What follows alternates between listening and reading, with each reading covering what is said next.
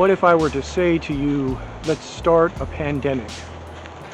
Let's start a pandemic of love. Let's start a pandemic of compassion. Let's start a pandemic of hope.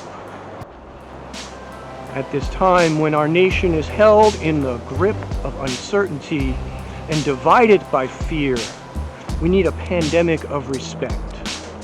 For the doctors and the nurses who are on the front lines of this fight, for the soldiers and the sailors and the airmen and the Marines who answered the call of a nation in need, for the police officers, for the sheriffs, for the EMTs, for the firemen, and for all the first responders who are putting their life at risk to help us, for the truck driver and the grocery stocker, the sanitation worker, and the bus drivers, and all those essential workers who must be out there doing their job.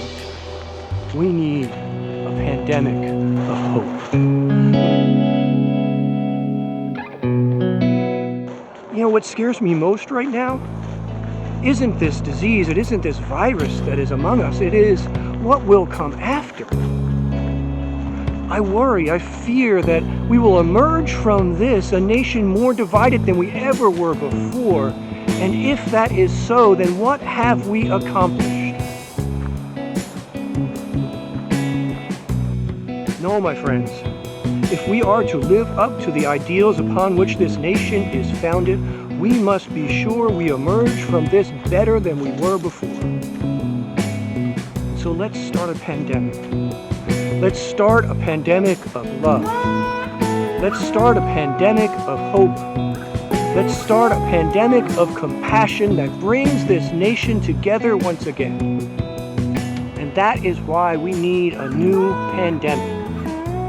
A pandemic of love. A pandemic of compassion. A pandemic of respect and a pandemic of hope.